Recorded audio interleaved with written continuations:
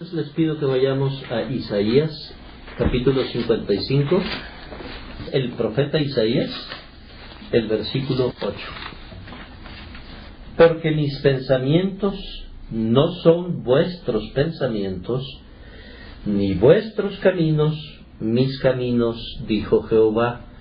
Como son más altos los cielos que la tierra, así son mis caminos más altos que vuestros caminos, y mis pensamientos más que vuestros pensamientos.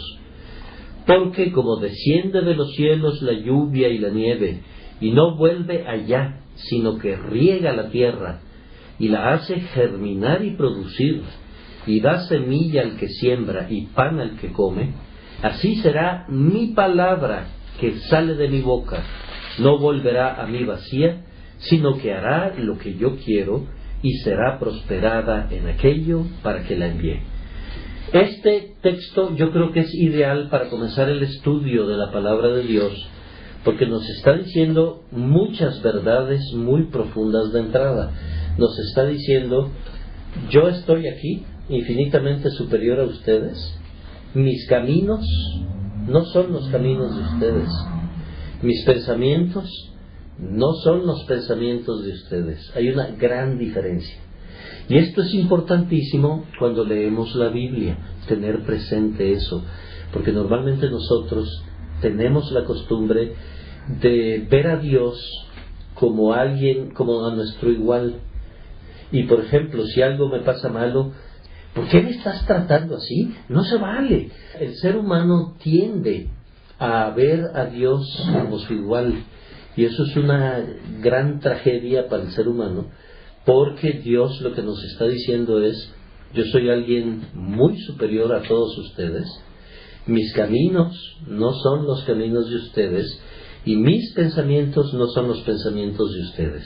En estas clases, al menos durante la clase, no vamos a cuestionar a Dios, porque siempre vamos a recordar que sus pensamientos no son nuestros pensamientos, y que sus caminos no son nuestros caminos.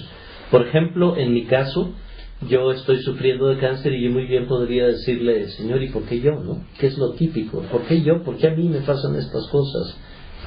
Lo que la Biblia nos enseña es que Dios hace todo para nuestro bien, aunque, fíjense bien, no que todo es bueno para nosotros, sino que todo lo bueno y lo malo es para nuestro bien. Nosotros aprendemos que no solo vamos a recibir cosas buenas de Dios, que a veces en su sabiduría y en su providencia nos va a mandar cosas amargas para nosotros, pero que son buenas para nosotros. Fíjense qué curioso, ¿no? Qué contradictorio. No, ni siquiera pruebas, es simplemente algo que es bueno para nosotros y que nos hacen crecer, nos hacen acercarnos a Él, nos hacen amarlo, nos hacen entregarnos a Él, nos hacen confiar en Él y ver la mano de Dios en nuestras vidas de manera real y palpable. Yo, por ejemplo, estoy viviendo en este momento cosas que continuamente le estoy dando gracias a Dios, porque estoy viendo su mano en mi vida, y eso es algo maravilloso. Y esto viene a colación porque eso es lo que Él nos enseña. O sea, sus caminos son sus caminos y no son nuestros caminos. Yo quisiera que mi camino fuera de salud, por ejemplo, pero ese no es el camino. El mejor camino es el camino que Él establece. Y entonces estos versículos quisiera que los tuviéramos siempre presentes a la hora de cuestionarnos. En los primeros, en el 8 y en el 9, estamos viendo que Dios es un ser totalmente aparte de nosotros, totalmente superior a nosotros, y por lo mismo así tenemos que enfrentarnos al estudio de su palabra. Y luego viene el versículo 10, que es clave, es un versículo clave, y espero que pronto ustedes comiencen a vivirlo, porque ese versículo se vive más que se entiende. Fíjense lo que dice: porque como desciende de los cielos la lluvia y la nieve. Ustedes saben que del cielo desciende la lluvia, y ¿qué pasa? Se absorbe en la tierra, desaparece. Esa agua no regresa al cielo así como tal, regresará después de ser procesada como vapor, como tal cosa, regresará al cielo, No sabemos si esa misma gota regresará, pero sabemos que esa lluvia entró en la tierra y no regresó. Y lo mismo la nieve. La nieve cayó, hace una función, riega la tierra y la hace germinar la tierra y la hace producir y da semilla al que siembra y pan al que come. Fíjense bien lo que viene. Dice: así será mi palabra que sale de mi boca. Y la palabra que sale de su boca está aquí. Esa es la palabra que sale de su boca. No volverá a mí vacía, sino que hará lo que yo quiero y será prosperada en aquello para que la envíe. Y aquí tenemos ya la gran diferencia entre la Biblia y cualquier otro libro. Habrá gente que dice: bueno, ¿cómo sé yo que la Biblia es verdaderamente el libro de Dios y no el Corán, por ejemplo? Y no los libros sagrados de los hindúes, o los libros sagrados de los persas, o lo que ustedes quieran. ¿Cómo sabemos que no? Una de las razones importantes es que aquí esta palabra tiene una fuerza que si yo hoy se los digo a ustedes, tendrán que creerme a mí. Pero cuando ustedes comiencen a estudiar la palabra de Dios y la palabra de Dios se comience a mover ante ustedes y los versículos cobren vida ante ustedes, esa experiencia no la van a tener ni con ningún otro libro, ni con nada más excepto con un libro que está vivo, que es la Biblia. Aquí hay versículos que conforme ustedes se adentren en el estudio, se van a dar cuenta que están vivos, y que se abren, y que les hablan, y que les explican, y que se relacionan entre sí, y que uno te lleva al otro de una manera que uno dice: no puede ser, aquí el Espíritu Santo me tuvo que haber guiado a haber entendido esto, ¿no? Y lo más importante es que es una palabra que cambia. Vamos a aprender en estas clases que nosotros estamos muertos espiritualmente. El ser humano está muerto. Esta es una de las primeras cosas que la Biblia nos dice. Recuerden, mis pensamientos no son sus pensamientos, y que nos hacen saltar y brincar. ¿Cómo, Alan? ¿Me estás diciendo que yo estoy muerta? Pues es lo que dice la Biblia. Espiritualmente, en nuestra relación con Dios, estamos muertos. La primera evidencia de que este libro vive es que un día, espero que más pronto que tarde, ustedes me digan: ahora creo en el Señor Jesucristo. Y esa creencia en el Señor Jesucristo es porque la palabra les dio vida, porque ustedes estaban muertos. No estoy afirmándolo, estoy diciendo lo que la Biblia dice. Yo no sé si ustedes ya son creyentes y por lo tanto no lo tomen como que yo les estoy diciendo: estás muerto, estás muerto. No, estoy diciendo lo que la Biblia dice y lo que nos está ofreciendo, que es la vida. La vida espiritual, o sea, la vida de relación con Dios, que da esta palabra, que da el mensaje del Evangelio. Y ahí es donde vemos que la palabra vive. El Corán lo pueden leer 80,000 veces y basta que vean el resultado de la lectura del Corán, el fanatismo de los musulmanes, que los vuelve asesinos, y nunca van a ver a un musulmán realmente transformado. Van a ver a un ser humano igualmente degenerado como todos los demás, y más degenerado aún porque su enseñanza les indica que si matan, entre más maten mejor, se van a ir al cielo de ellos, y van a tener 70 mujeres que van a estar a la disposición para hacerlos felices, ¿no? Y por eso es que se lanzan al sacrificio y a todo ese tipo de cosas, y a ellos les ofrecen el sexo en el cielo con 70 mujeres. La Biblia lo que nos dice es: en el cielo no habrá sexo. Y entonces así son cosas muy diferentes. Una de las cosas que tiene la Biblia es que no pretende convencernos de que esta es la verdad. La Biblia dice: esta es la verdad. Y nunca se toma la molestia de tratar de convencer al ser humano de que la Biblia es la verdad. La han tratado de denigrar, han tratado de encontrar errores en ella, desvirtuar, y durante muchos años, por ejemplo, decían Jericó. La Biblia habla de que las murallas de Jericó se cayeron, no sé si recuerdan ese pasaje, por tocar trompetas y por dar vueltas alrededor de los muros. Los científicos y los arqueólogos y los eruditos y los expertos comenzaron a decir: la Biblia está mal. Jericó según las capas arqueológicas, nunca sufrió una destrucción como la que describe la Biblia, y en el año 1940 más o menos unos arqueólogos encontraron un nuevo estrato debajo de hasta donde habían llegado, donde se comprueba que lo que decía la Biblia es verdad. Y a Dios nunca le ha interesado defenderse de los ataques de los científicos, de los ateos, de todos los que son contrarios a la palabra de Dios. Dios nunca se ha preocupado por decir, no, mira, aquí te doy la prueba, aquí te doy nunca. Deja que hablen.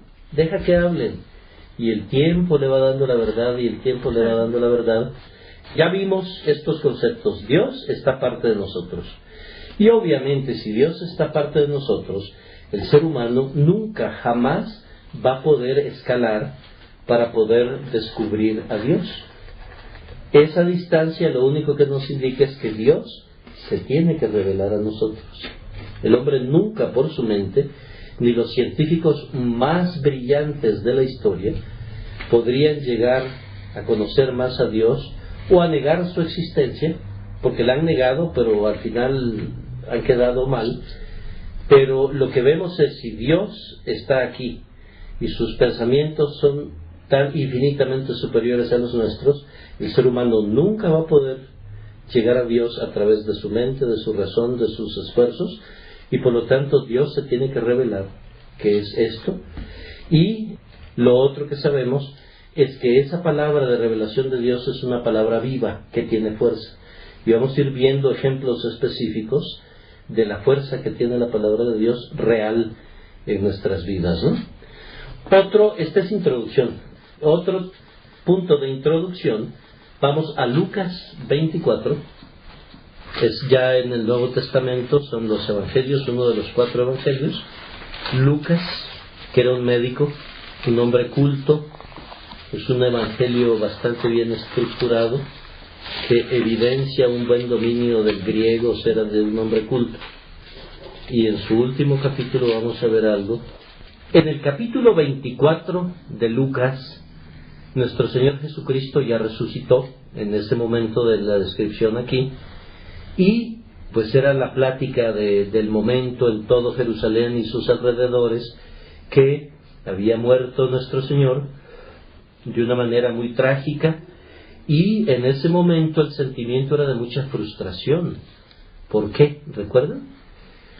Porque de alguna manera durante su vida él había despertado ciertas esperanzas del pueblo judío, de que él iba a ser el libertador del pueblo judío, pero en el plano humano, que él iba a ser el rey, que iba a destronar el poderío romano, que era el que en aquel momento ejercía sobre Palestina todo el poder, y que él venía a liberar al pueblo, pero el pueblo judío lo veía a él como un liberador humano, como alguien que iba a derrotar al imperio romano e iba a crear su propio imperio, que él iba a ser rey de ese imperio.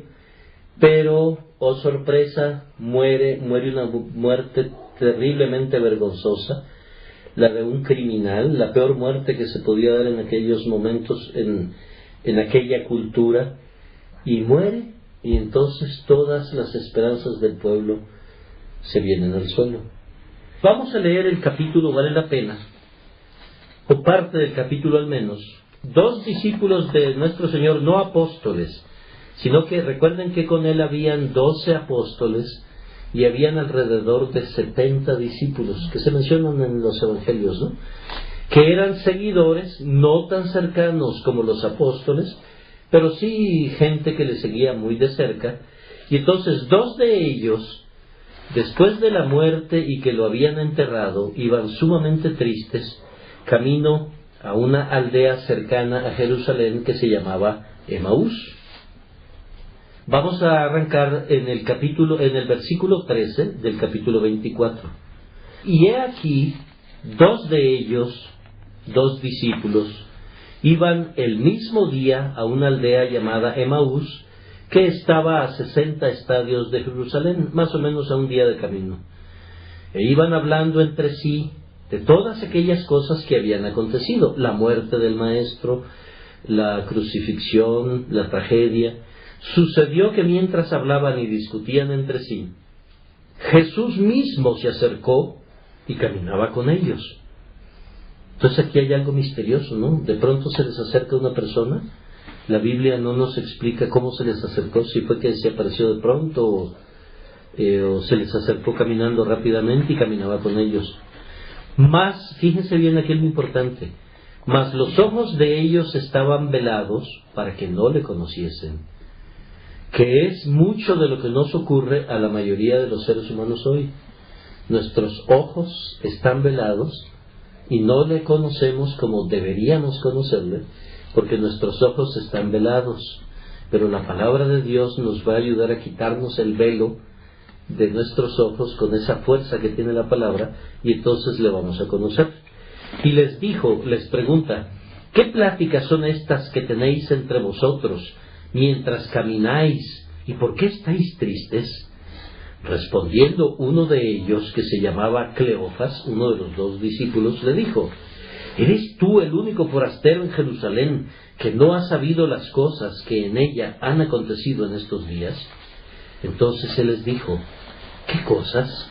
Y ellos le dijeron: de Jesús Nazareno, que fue varón profeta, poderoso en obra y en palabra delante de Dios y de todo el pueblo, y cómo le entregaron los principales sacerdotes y nuestros gobernantes a sentencia de muerte y le crucificaron. Y aquí viene la explicación: pero nosotros esperábamos que Él era el que había de redimir a Israel. La redención aquí se refiere a redimirlos del yugo romano, ¿ok? No tanto lo espiritual ni la salvación, sino redención del yugo romano. Y ahora, además de todo esto, hoy es ya el 3er día que esto ha acontecido. O sea que el tiempo va pasando y total que nos quedamos en blanco, no vimos nada, ¿no? Aunque también nos han asombrado unas mujeres de entre nosotros, las que antes del día fueron al sepulcro, estamos hablando ya del día domingo, y como no hallaron su cuerpo, vinieron diciendo que también habían visto visión de ángeles, quienes dijeron que él vive. Fíjense bien la incredulidad. Las mujeres realmente habían visto a los ángeles, y realmente les dijeron: vimos ángeles que nos hablaron.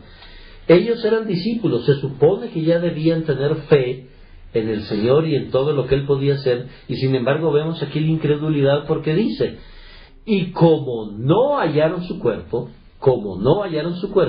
vinieron diciendo que también habían visto visión de ángeles. Ahí está la incredulidad, porque lo que están diciendo es: nos vienen a decir locuras como no vieron su cuerpo, ¿no?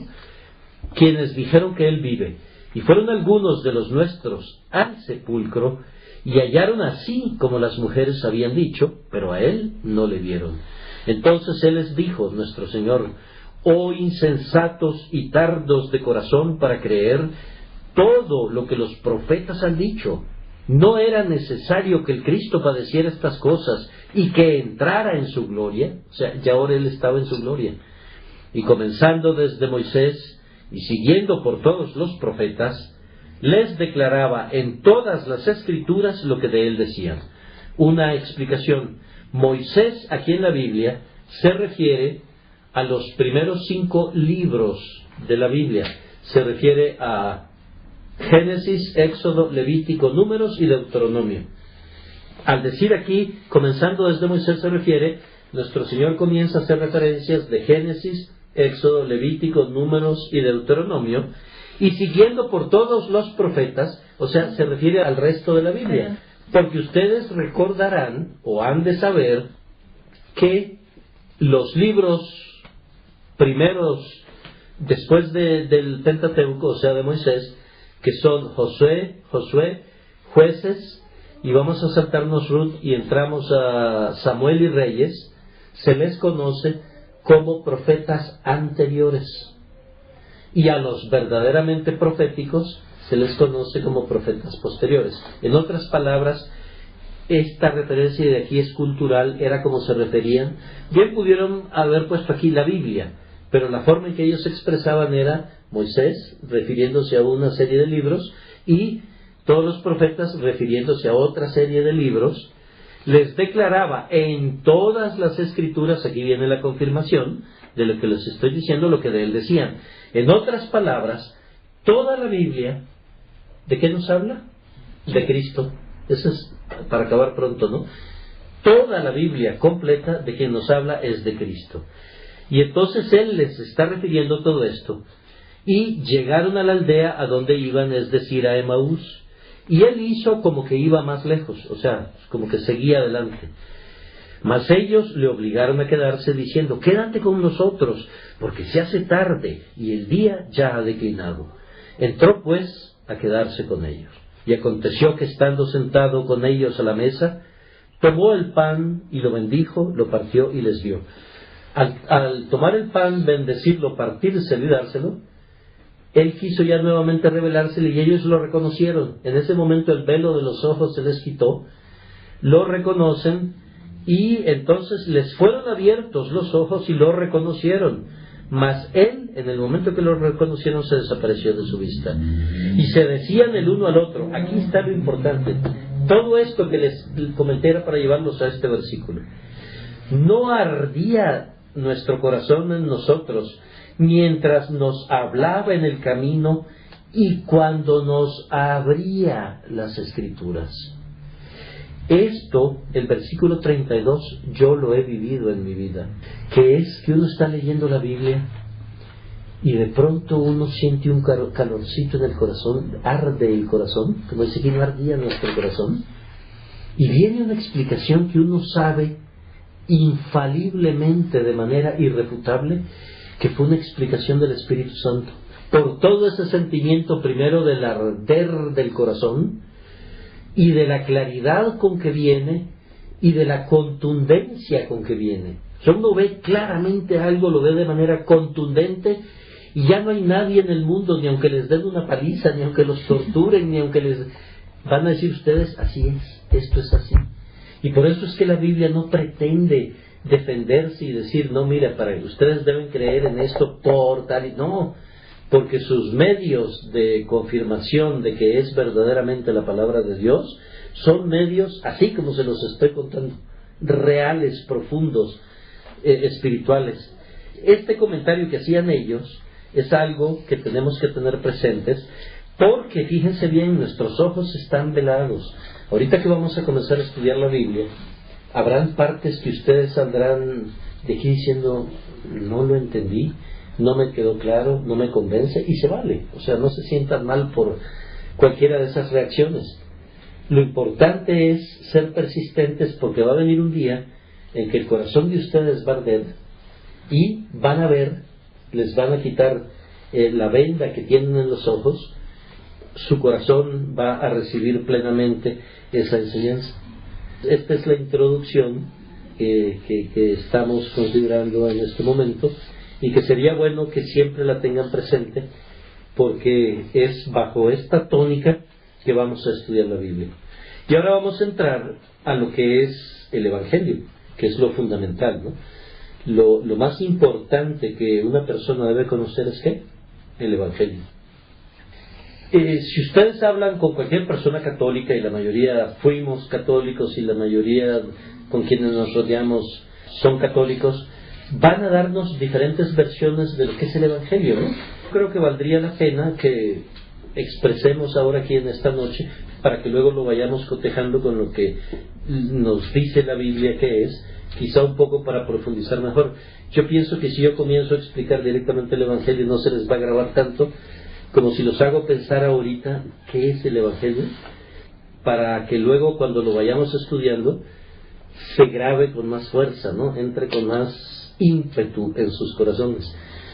Cada uno piense qué es el Evangelio. ¿Qué es el Evangelio, no? ¿Qué sé yo que es el Evangelio? Y entonces entramos en materia. El Evangelio son las buenas noticias. ¿Es correcto? ¿Qué son esas buenas noticias, Mónica? Las buenas noticias es de que hay un camino, y un solo camino a Dios, ¿no? Como usted decía al principio, de que el hombre, en nuestra capacidad humana y en nuestro intelecto, comprendamos las grandes verdades de Dios, y nosotros estamos muertos espiritualmente y siempre tenemos tendencia a buscar lo malo, a hacer lo malo. Tenemos una naturaleza pecaminosa. Imposible que nosotros accedamos a Dios, a tener una eternidad con Dios. Y Jesús vino a hacer el puente. Jesús vino a hacer el sacrificio para que nosotros, a través de su muerte y su resurrección, podamos ser salvos. Okay. Entiendo. Esas son las buenas noticias. Es nada más, la idea es enfrentarme yo mismo a qué es lo que creo que es el Evangelio, porque eso me va a enriquecer el proceso de enseñanza, ¿no? En efecto, Mónica dijo algo que es clave, que Evangelio, en su etimología, quiere decir buenas nuevas. Angelion. Angelion es mensajero, es bueno. Entonces son buenas nuevas. Pero son buenas nuevas, ¿por qué? Imagínense que en Tabasco, ya ven cómo estuvo Tlacotalpan, ¿verdad? Inundado totalmente. Esa es la realidad de Tlacotalpan. Está inundada, ¿no? Pero de pronto vienen 80,000 helicópteros a transportar a todo el mundo con todos sus enseres y a decirles, señores, los vamos a rescatar y les vamos a pagar todo, pérdida total, sin deducible, sin coaseguro. Esa sería una súper buena nueva para los habitantes, ¿no? Pero entonces buenas nuevas son cuando hay malas nuevas, en este caso del Evangelio, ¿no? Entonces ya estamos agregando un ingrediente nuevo en el concepto que tenemos de nuestra situación, porque es buenas nuevas, porque hay algo malo, y hay algo muy malo en nosotros en este momento, pero afortunadamente este libro nos está diciendo que tengo buenas nuevas dentro de lo malo. Entonces ahora vamos a comenzar propiamente lo que es el Evangelio. Hoy les voy a dar un bosquejo rápido, porque no se valdría que se fueran de aquí esta noche sin que yo les diera el bosquejo del Evangelio, y luego vamos a ir profundizando ya en más detalle. El bosquejo del Evangelio es el siguiente. Lo primero que tenemos es que el Evangelio, o estas buenas nuevas, son buenas nuevas acerca de Dios a quien no conocemos. Ya lo acabamos de ver en la introducción, que nosotros no conocemos a Dios. Lo primero que el Evangelio nos hace es traernos un mensaje de Dios a quien no conocemos. Eso en sí ya es la primera buena nueva. Dios nos está mandando un mensaje. Viene de Dios, es esencialmente revelación acerca de Él. Por lo tanto, sigue siendo una excelente nueva. El Evangelio ha sido dado a la humanidad por Dios, y sin el Evangelio no seríamos más sabios acerca de Dios, ni de nuestra posición delante de Él. Esa es otra. O sea, el Evangelio nos trae nuevas acerca de Dios, pero a la vez nos está diciendo, hoy, Alan, esta es tu posición ante Dios. Esa es la mala nueva. Primero nos da muy malas nuevas. Alan, esta es tu posición delante de Dios. Y entonces esa enseñanza me lleva a mí a decir, ¿y ahora qué haré? ¿Y ahora qué haré? No tengo camino de salida. Y Mónica nos decía, hay un camino para salir que es parte de la buena nueva. Pero ya nos vamos ubicando, ¿verdad? Primero viene un mensaje de Dios y nos está diciendo cuál es nuestra posición delante de Él. Y para ver esto, les pido que vayamos a Gálatas, al libro de Gálatas, capítulo 1, versículos 11 y 12. Gálatas eran los habitantes de la provincia de Galacia, que hoy es Turquía. Pablo había evangelizado allí, y entonces les envió una carta posteriormente, y por eso se llama Carta a los Gálatas, o, en resumen, Gálatas, simplemente. En su versículo 11 dice, mas os hago saber, hermanos, que el Evangelio, que es el tema que estamos comenzando a estudiar, anunciado por mí, anunciado por Pablo, no es según hombre. O sea, no es un invento de hombre, no es una creación de Pablo, pues yo ni lo recibí ni lo aprendí de hombre alguno, ni siquiera de los 11 apóstoles, sino por revelación de Jesucristo. O sea, aquí vemos que el Evangelio es revelado por Jesucristo, En este caso revelado originalmente a Pablo de una manera estructurada, aunque él en su vida ya había hablado del Evangelio a los apóstoles y a todos los demás, y está registrado, en una manera más estructurada nuestro Señor se lo reveló a Pablo. ¿Por qué a Pablo?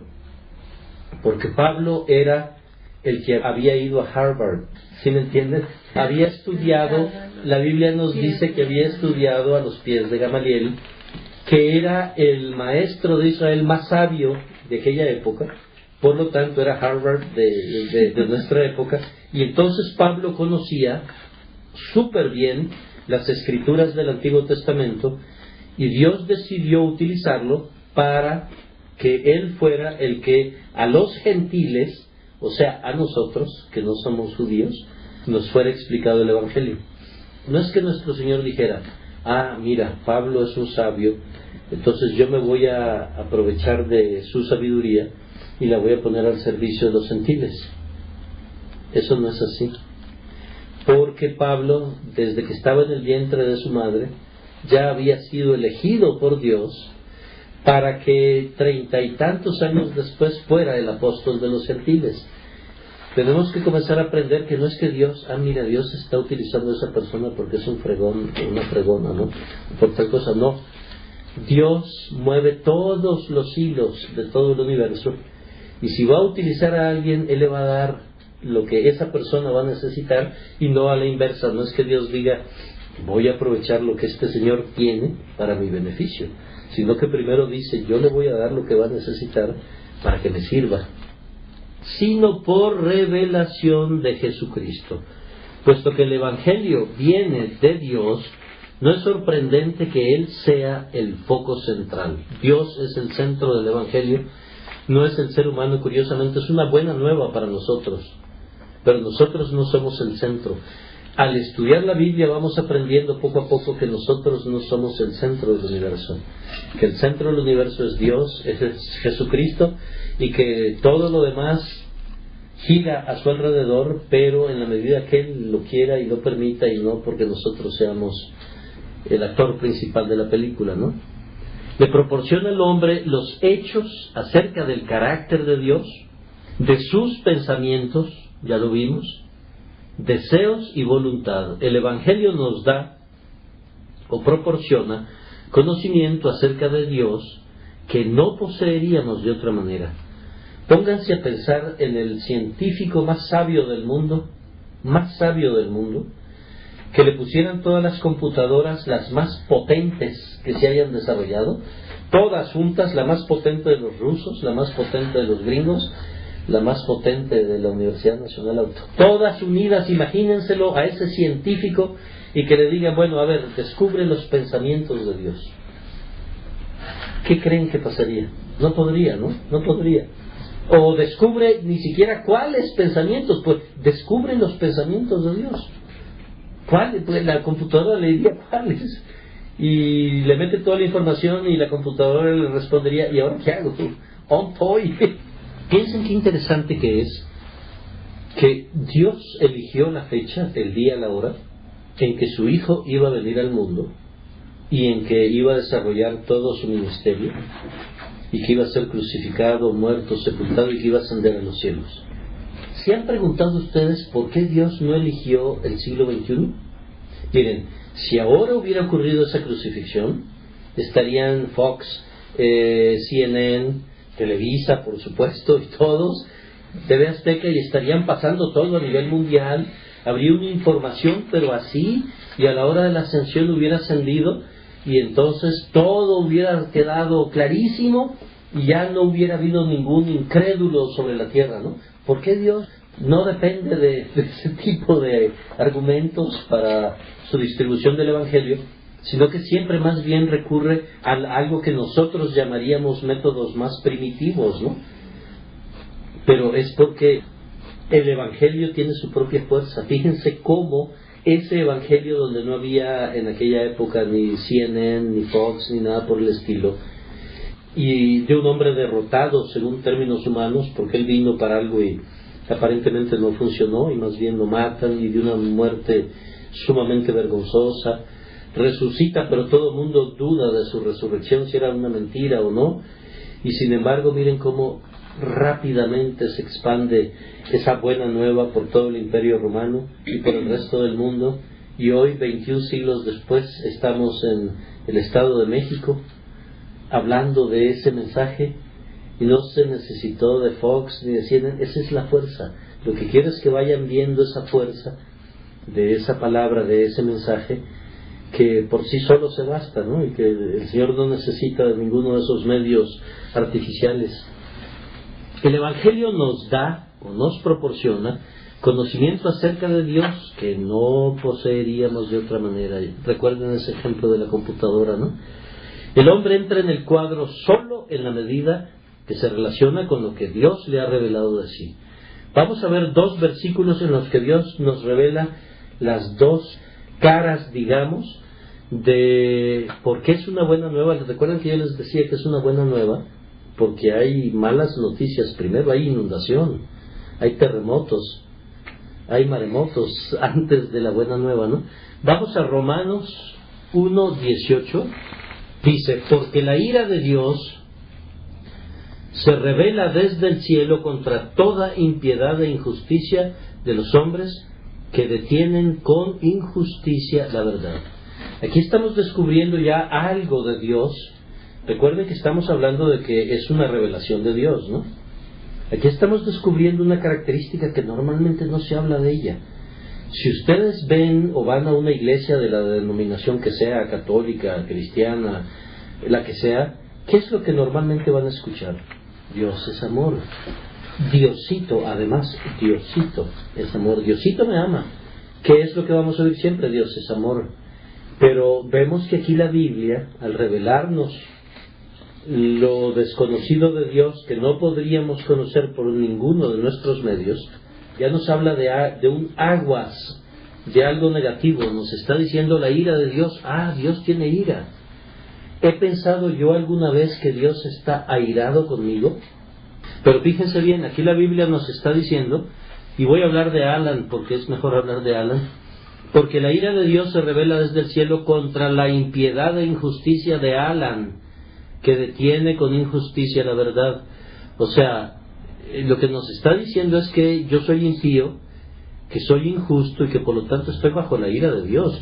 Y no es una ira que así como un electrocardiograma, que en un momento está arriba la ira y en un momento está pasiva abajo. No, es una ira que está allí apuntando continuamente, y es un concepto que vamos a estar viendo que surge por todos lados.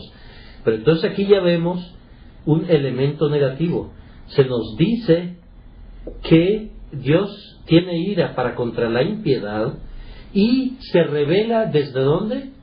Desde el cielo. Pues esto no se revela humanamente, se revela desde el cielo. Y vamos a ver la contraparte. O sea, aquí ya tenemos una mala noticia. Ya no me gustó venir a la clase de esta noche porque yo me imaginaba que iba a ser padre y todo aquello, pero ya me comenzó a hablar feo.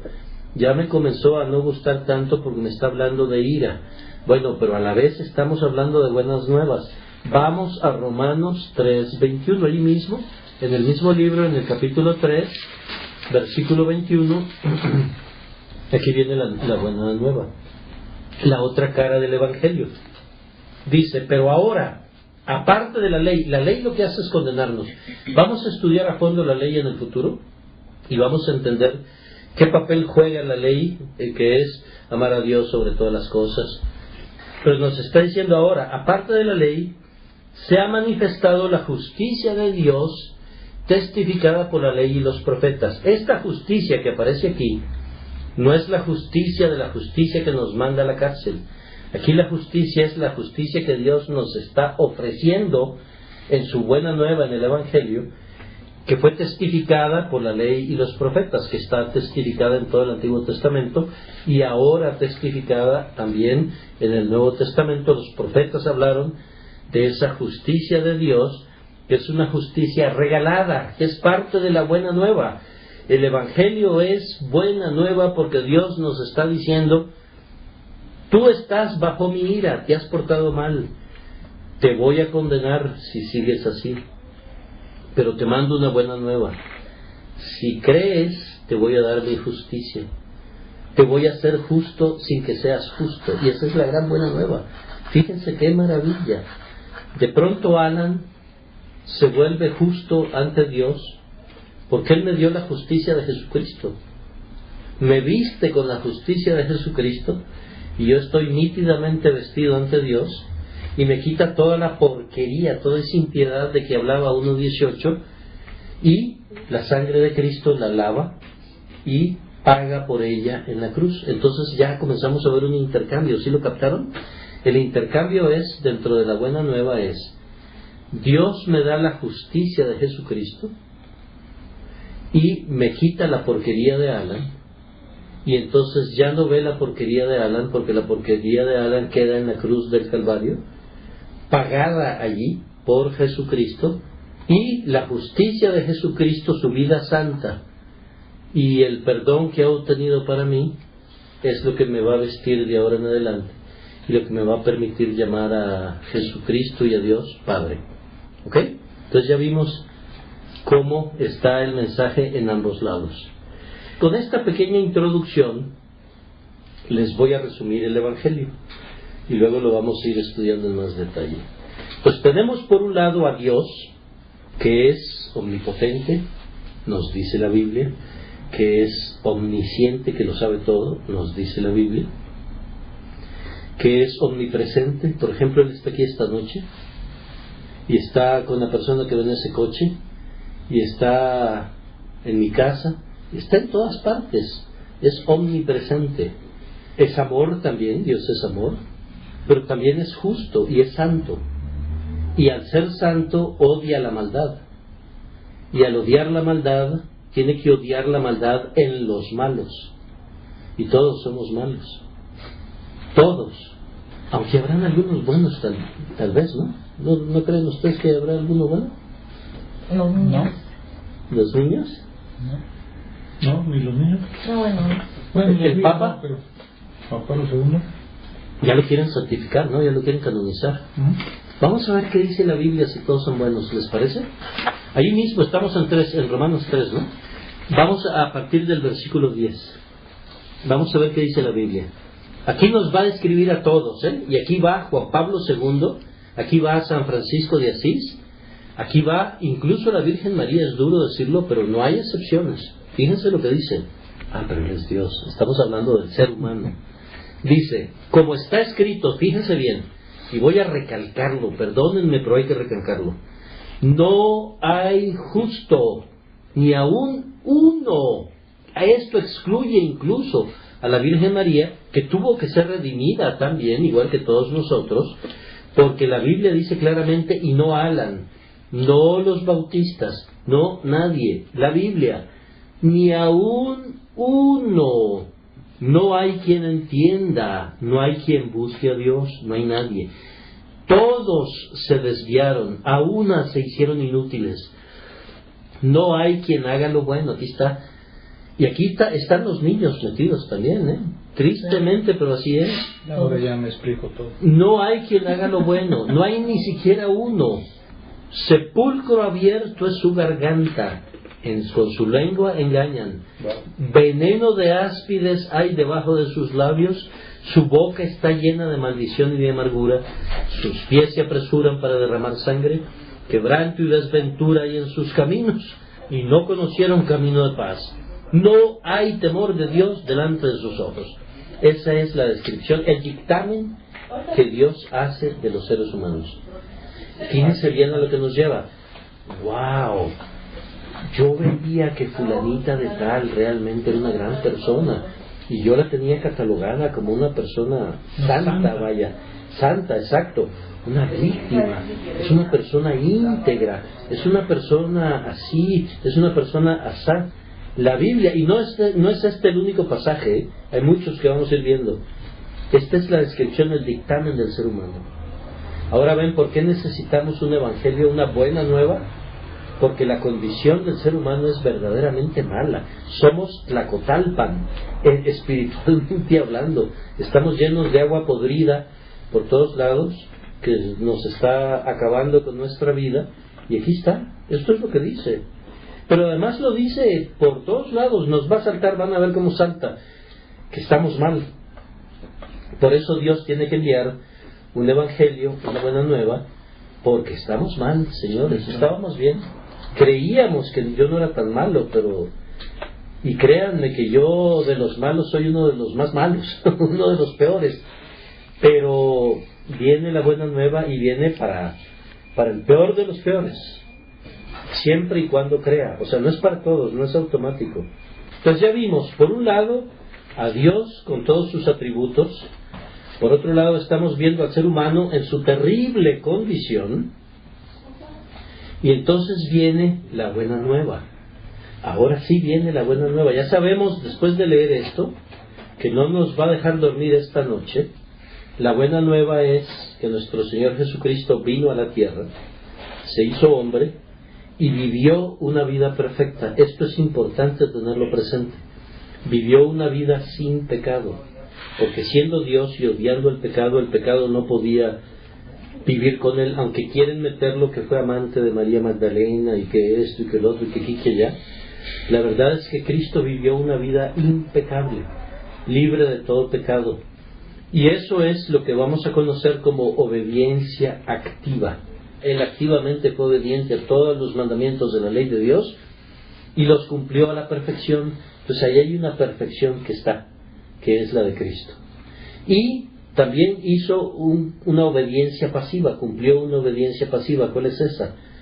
Sufrió la muerte de cruz para pagar por los pecados de todos los pecadores que creen en Él, que tienen fe en Él, y esa obediencia pasiva les consigue el perdón de sus pecados, y la obediencia activa les consigue la justicia de Cristo. Recuerden que la vimos en Romanos 3:21.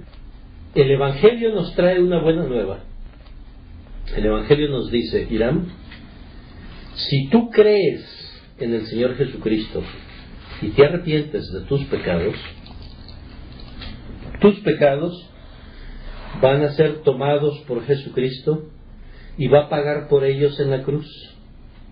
Aquí el tiempo no afecta, o sea, Cristo ya murió, pero tus pecados al día de hoy se regresan en el tiempo y van a ser perdonados en la muerte de la cruz, o visto de otra manera, el efecto benéfico de la muerte de la cruz se te va a aplicar el día de hoy, como tú lo quieras interpretar. La obediencia pasiva de Cristo va a lograr el perdón de todos tus pecados y de toda tu podredumbre y de tu porquería. Todos la tenemos, así que no te sientas mal. No te sientas, ¿y yo por qué? ¿Qué le hice a Alan, no? Y te va a dar una obediencia activa a cambio, porque tú vas a quedar completamente desnudo. O sea, el hombre está constituido por porquería y podredumbre. Se quita la podredumbre y la porquería para pagar por ella en la cruz. ¿Y qué queda? No queda nada. Todavía el simple arrepentimiento no te hace agradable a Dios. Simplemente ya no hay pecado, ya no hay podredumbre. Pero entonces ahora viene la justicia de Cristo, que te va a cubrir y te va a vestir. Y esa justicia de Cristo es lo que a partir de ese momento de tu arrepentimiento y de tu conversión es lo que Dios va a ver. Y por eso tú ya vas a tener acceso directo a Dios, porque el que va a llegar ante Dios ya no es Hiram, es Hiram en Cristo, Hiram en la justicia de Cristo, Hiram vestido con la justicia de Cristo, y obviamente perdonado para que pudiera darse ese revestimiento de la justicia de Cristo. Entonces ya es otra persona totalmente nueva, y es lo que la Biblia llama el nuevo nacimiento. O sea, naciste de nuevo, Hiram. Naciste de nuevo, Mónica. ¿Cuál era tu nombre, perdón? Susi. Naciste de nuevo, Susi, perdón. ¿Les queda claro eso? Esto es fundamental. Esto es fundamental. Lo iremos viendo, lo iremos explicando, pero lo fundamental es que el Evangelio lo que nos ofrece es un intercambio. Fíjense qué cambio. Hace un ratito no sabíamos qué era el Evangelio, ¿recuerdan? Bueno, sí que eran buenas nuevas y eso.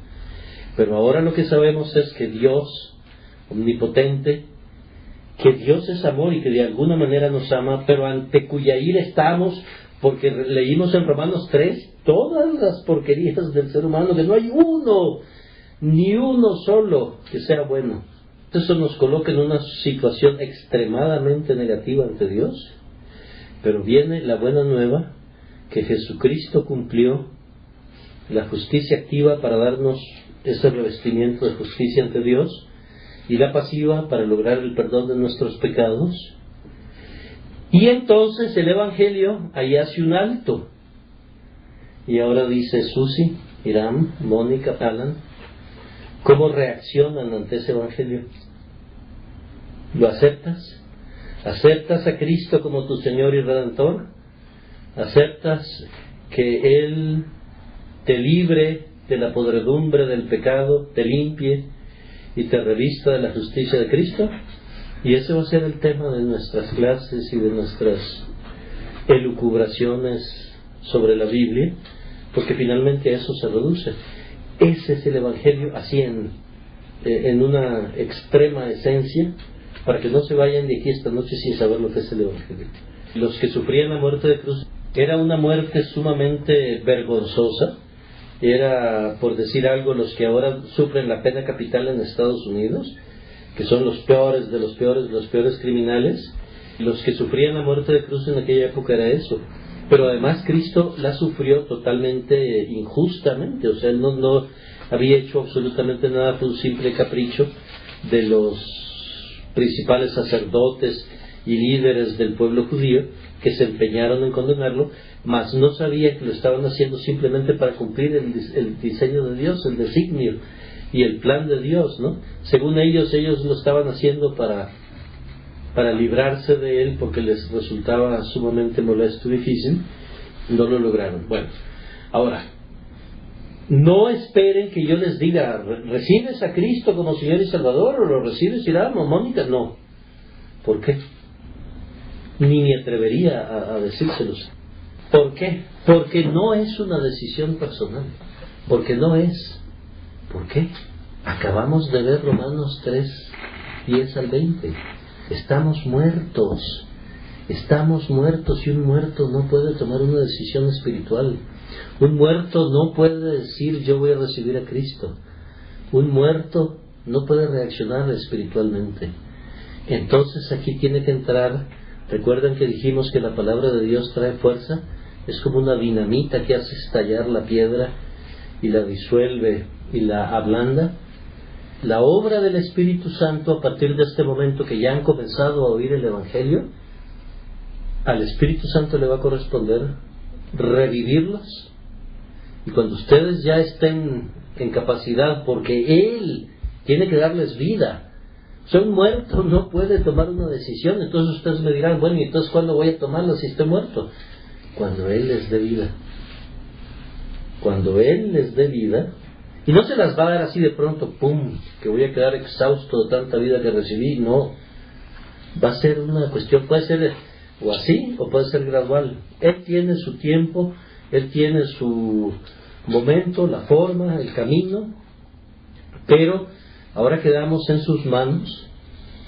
Aquí entra el interés de ustedes, el seguir leyendo la Biblia, el seguir escudriñándola, para que esta etapa inicial donde ya cayó lluvia del cielo, ya cayó nieve del cielo, y Dios dice, esa palabra no va a regresar a mí vacía, sino que hará aquello para lo que yo la envié. Esta palabra, Él ha dicho, no va a regresar a mí vacía, pero Él sabe cuándo esa dinamita va a estallar. Puede ser que para Susi estalle yendo a su casa esta noche. Puede ser que para ti dentro de 3 meses. Mónica, no sé. Lo que quiero decir es, el tiempo no le corresponde al ser humano. El tiempo para esto está en manos de Dios. ¿Cómo va a estallar la dinamita? Tampoco lo sabemos. Puede ser una super explosión, o puede ser una mini explosión que va a ir abriendo el camino. No lo sabemos. Pero ese es el Evangelio. ¿Sí les queda claro? Va a ir quedando más claro. O sea, yo quise condensarlo en al máximo posible de lo que es el Evangelio. Vamos a irlo profundizando más y más y más y más. Vamos a Romanos 1:17. 1:17, porque en el Evangelio, en esta buena nueva que acabamos de ver, La justicia de Dios, ahora entendemos esta justicia de Dios, que no es la justicia penal, la justicia que nos manda a la cárcel, sino el vestido, la justicia. O sea, la justicia de Dios es la que nos da Dios gratuitamente. Porque en el Evangelio, que es la buena nueva, fíjate, a veces la Biblia puede parecer complicada, pero es muy sencilla, si la ligas bien. Evangelio, buena nueva. La justicia de Dios, esa que nos da Cristo gratuitamente, se revela por fe y para fe, como está escrito, el justo por la fe vivirá. ¿Ok? Que es básicamente eso. O sea que Dios nos ofrece una justicia gratuita por medio del Evangelio, que es la misma de Romanos 3:21 que habíamos leído. A Lutero lo traía loco, porque él pensaba que justicia, como siempre nosotros entendemos, va a llegar la justicia y te va a llevar al bote. Se va a hacer justicia y tal cosa. La justicia la vemos como un equivalente de castigo. Entonces Lutero no entendía bien este versículo, porque para él justicia era una característica negativa. Era así, decía la justicia de Dios. Y entonces no le checaba, porque dice se revela por fe y para fe. El versículo no le checaba hasta que ocurrió algo raro. Ocurrió algo que ocurrió también a 2 discípulos que iban camino de Emaús el domingo después de la crucifixión de nuestro Señor, que decía: ¿no ardía nuestro corazón cuando nos hablaba y nos abría las Escrituras? Entonces Lutero comenta que en ese momento se le abrió la Escritura y entendió esto, que es la justicia gratuita que Dios nos da para efectos de nuestra justificación. Pero lo importante de tu pregunta, fíjate, es volver a que los planes de Dios no son los nuestros. Nuestro Padre Celestial, te damos gracias en particular por este momento de convivencia que nos has permitido gozar, por el estudio de tu palabra. Te pedimos, Señor, que tu Santo Espíritu confirme con su poder esta enseñanza. Te pedimos que abras los ojos de todos aquellos que todavía los tengan cerrados. Te pedimos que destapes los oídos de aquellos que los tienen tapados y que ablandes el corazón de piedra de aquellos que todavía tienen su corazón empedernido. Te pedimos, Señor, que los lleves a la luz de tu verdad, a la luz de tu Evangelio, que les hagas ver lo trascendente que es este mensaje para nuestras vidas, y que cuando tú lo establezcas, Señor, se conviertan en tus hijos. Te alabamos, te exaltamos, te bendecimos, te adoramos, te damos gracias por todo, Señor, y te pedimos todo esto en el nombre precioso de tu amado Hijo, nuestro Señor Jesucristo. Amén.